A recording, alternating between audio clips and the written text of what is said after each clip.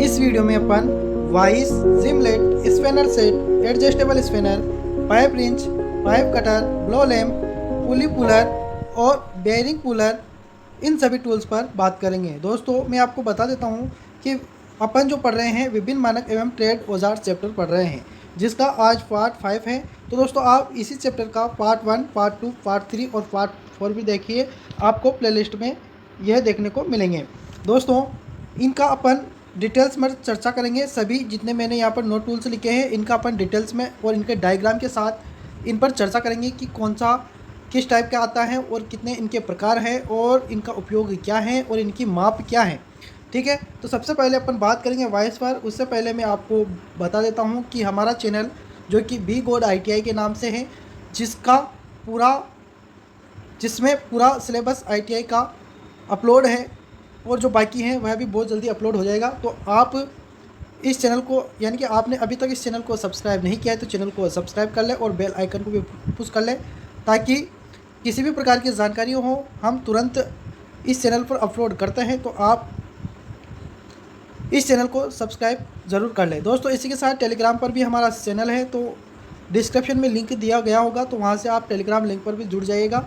Instagram पर भी हमारा चैनल है और फेसबुक पर भी हमारा चैनल है, तो डिस्क्रिप्शन में आपको सभी के लिंक मिल जाएंगे, उन पर भी आप ज्वाइन हो जाना, क्योंकि हम कोई भी सूचना होती है, कोई लेटर होता है तो वहाँ पर हम शेयर ज़रूर करते हैं। ठीक है, तो आप उन पर भी जुड़ जाना। दोस्तों अपन सबसे पहले बात करेंगे वॉइस पर, जो कि है आपका इस प्रकार का जॉब। दोस्तों इस प्रकार का वॉइस होता है, इसमें कौन कौन से भाग होते हैं। तो दोस्तों ये होता है आपका हैंडल और यह होता है आपका स्पेंडल। ठीक है, और यह जो भाग होता है यह मूवेबल जो होता है, यानी कि स्थानांतरण करता रहता है, और यह हार्ड जॉब्स होता है जो कि फिक्स होता है।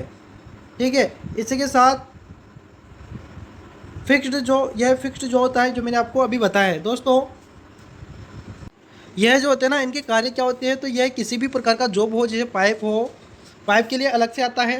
ठीक है, यह जो डायग्राम है यह ओनली वस्तु हो, यानी किसी भी प्रकार की वस्तु हो उनके लिए लाभदायक है। लेकिन यह जो है ना, यह किसी भी प्रकार का जॉब हो, वस्तु हो, तो उसको जकड़ने वाला औजार होता है। ठीक है, उसको शक्ति के साथ यह पकड़ता है। इनके जो प्रकार हैं वह है bench wise, pipe wise, pin wise, hand wise, leg wise या लाइन वाइज, यह इनके प्रकार है। ठीक है, और लंबाई के प्रकार जो होते हैं, यानी कि लंबाई के अनुसार भी यह आते हैं। तो सामान्य कार्य के लिए यह 10 सेमी जो वाली बेंच वाइज, ठीक है, और 60 मिलीमीटर व्यास क्षमता वाली पाइप वाइज की आवश्यकता पड़ती है। ठीक है दोस्तों, इसकी कुछ सावधानियां होती हैं जो अपन को रखनी होती हैं, जो कि है कि इस जॉब को साफ रखना चाहिए हमेशा, और इस पर चिकनाई नहीं लगनी चाहिए। ठीक है, वरना जॉब यहाँ पर कोई भी वस्तु हो वह फिसल सकती है। इसके बाद दोस्तों अपन बात करेंगे जिमलेट पर।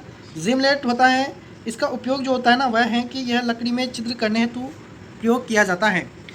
ठीक है, इसमें यह जो भाग होता है यह बिल्कुल पेज की तरह होता है, स्क्रू की तरह होता है, चूड़ीदार होता है।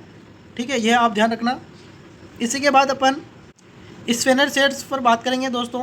तो दोस्तों स्पेनर प्राय 6, 12, ठीक है, और 19 आदि संख्याओं में अपन को उपलब्ध होते हैं। यह कई प्रकार के होते हैं दोस्तों, जैसे कि single ended, double ended, ring, box और स्पेशल आदि प्रकार के होते हैं। लेकिन विद्युत कार्य के लिए यह 3 से 25 मिमी तक जबड़े वाले डबल एंडेड स्पेनर उपयुक्त होते हैं। ठीक है, इनका उपयोग नट बोल्ट्स को कसने तथा खोलने के लिए किया जाता है, यह आप ध्यान रखना। इसी प्रकार एडजस्टेबल भी होता है स्पेनर। यह जो आकृति यहाँ पर डायग्राम जो दिया गया है यह आपका एडजस्टेबल स्पेनर है। यह प्राय 15, 20, 25 या 30 सेमी लंबाई में उपलब्ध होता है। विद्युत कार्य के लिए 20 सेमी लंबा एडजस्टेबल रिंच उपयुक्त है। जहाँ पर दोस्तों यह काम नहीं आते, जो ये डायग्राम है इनका उपयोग नहीं हो पाता, इनसे काम नहीं चलता, तो फिर इसका उपयोग ही किया जाता है, यह आप ध्यान रखना। इसके बाद आता है आपका पाइप रिंच। दोस्तों यह जो है यह पाइप रिंच है, यह 20, 25, 30, 40, 50, 60 सेमी आदि में उपलब्ध होते हैं। लेकिन विद्युत कार्य के लिए 25 सेमी लंबा और 4 सेमी जो प्रास वाला पाइप रिंच उपयुक्त होता है। इसका उपयोग कंड्यूट तथा GI पाइप सॉकेट आदि कसने तथा खोलने के लिए किया जाता है, ये आप ध्यान रखना। दोस्तों इसी के साथ यहाँ पर ये जो भाग है यह मूवेबल जो होता है, ठीक है, और यह जो होता है यह फिक्स्ड होता है, और यह है आपका हैंडल है। इसके बाद बात करेंगे दोस्तों तो पाइप कटर, यह जो है आपका पाइप कटर है, ठीक है। यह 30 से 90 सेंटीमीटर लंबाई में बनाया जाता है। इसके 3 कटिंग ब्लेड होती हैं जो आपको यहाँ पर नज़र आ रही होगी। पहले तो ये एक यह ऊपर है और एक यहाँ पर नीचे होती है, ठीक है। इसका उपयोग कंड्यूट तथा GI पाइप होते हैं, ठीक है, को काटने के लिए किया जाता है। इस प्रकार से आपको डायग्राम में दिख रहा होगा। इस प्रकार से पाइप को फंसाया जाता है और इसको यहाँ पर लगाकर और इस प्रकार से मूव किया जाता है तो यह पाइप को काट देता है, ठीक है। इसकी कुछ सावधानियां हैं जो अपन को रखनी चाहिए कि इसके पेच पर समय समय पर ग्रीस लगाते रहना चाहिए। यहाँ पर जो है ना ग्रीस लगाए रहना चाहिए। उपयोग के बाद इसे साफ व बंद करके रखना चाहिए, यह आप ध्यान रखना। इसके बाद आता है दोस्तों आपका ब्लो लैम्प। ब्लो लैम्प का उपयोग जो है ना जॉइंट में, यानी कि जो केबलें होती हैं उनकी जॉइंटिंग में जोड़ को गर्म करने तथा सोल्डर को पिघलाने के लिए किया जाता है। यह मिट्टी के तेल से चलने वाला एक प्रकार का स्टोव होता है, ठीक है। इसकी सावधानियां हैं जो आपको उनको रखनी चाहिए कि प्रयोग से पूर्व इसके नोजल को साफ़ कर लेना चाहिए, मिट्टी का तेल साफ़ होना चाहिए अथवा उसे कीप व फिल्टर जाली की सहायता से साफ़ करके ब्लो लैम्प टैंक में भरना चाहिए। इसमें अधिक हवा नहीं भरनी चाहिए क्योंकि अधिक वायु दाब से टैंक फट सकता है, यह आप ध्यान रखना।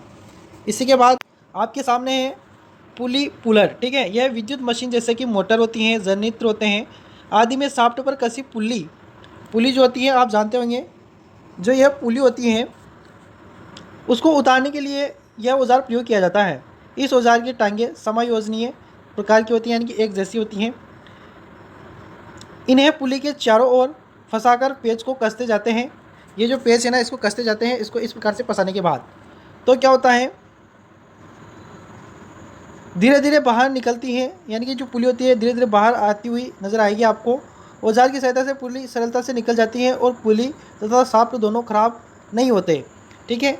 यह आप ध्यान रखना। यह स्पेंडल होता है और ये बेस प्लेट होती है। ये जो आपको C नंबर पर जो दिख रही हैं ये बेस प्लेट होती हैं और यह समायोजक टांगे होती हैं और यह जो होता है ये सेंटर पॉइंट होता है। आज का अंतिम टूल्स है आपका और इस चैप्टर का भी अंतिम टूल्स है। इसके बाद आपको एक और वीडियो मिलेगा जिसमें आपको राष्ट्रीय विद्युतिक कोड 2011 का परिचय मिलेगा, जो मैं आपको बताऊंगा। जो नियम बना था उस हिसाब से जो मानक होते हैं उनको मैं नेक्स्ट वीडियो में आपको डिटेल्स में बताऊंगा। दोस्तों ये जो है ना आपके सामने यह है पुली पुलर होता है, यह होता है बेरिंग। इसके पहले आपने पुली पुलर पढ़ा था, यह है आपका बेरिंग पुलर।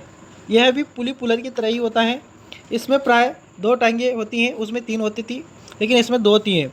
औजार यानी कि ये जो औजार है ये पुली पुलर की तुलना में छोटा होता है। यह मोटर, जनरेटर, फैन, पंप आदि की बेरिंग को शाफ्ट से उतारने के लिए इसका उपयोग किया जाता है। पुली की भांति ही इस औजार की सहायता से बेरिंग सरलता से शाफ्ट पर से उतर आती हैं और बेरिंग तथा शाफ्ट दोनों खराब नहीं होती, ये आप ध्यान रखना। सावधानियां हैं कुछ, जो पुली या बेरिंग उतारने के लिए पुली पुलर पर हैमर का प्रयोग नहीं करना चाहिए, हथौड़े का प्रयोग नहीं करना चाहिए। इनके पेचों तथा घर्षण वाली पिवटों में समय समय पर ग्रीस मोबिल ऑयल लगाते रहना चाहिए। बेरिंग पुली के आकार के अनुसार सही साइज़ का पुलर प्रयोग करना चाहिए। पुलर के पेच को चलाने के लिए सही साइज़ स्पेनर का प्रयोग करना चाहिए, ठीक है दोस्तों। तो दोस्तों यहीं पर ये आपके टूल्स जो भी हैं विभिन्न मानक ट्रेड के वह आपके समाप्त होते हैं और इसके बाद एक और वीडियो आपको देखने को मिलेगा और इसी चैप्टर से आपको महत्वपूर्ण क्वेश्चन यानी कि 25 आपके महत्वपूर्ण क्वेश्चन हम लेके आएंगे। तो अगर आपने चैनल को सब्सक्राइब नहीं किया तो चैनल को सब्सक्राइब कर लीजिए और बेल आइकन को भी प्रेस कर लीजिए ताकि आपको तुरंत यूट्यूब पर अपलोड वीडियो का नोटिफिकेशन मिल जाए, ठीक है दोस्तों। मिलते हैं नेक्स्ट वीडियो में। तब तक के लिए दीजिए हमें इजाज़त। धन्यवाद।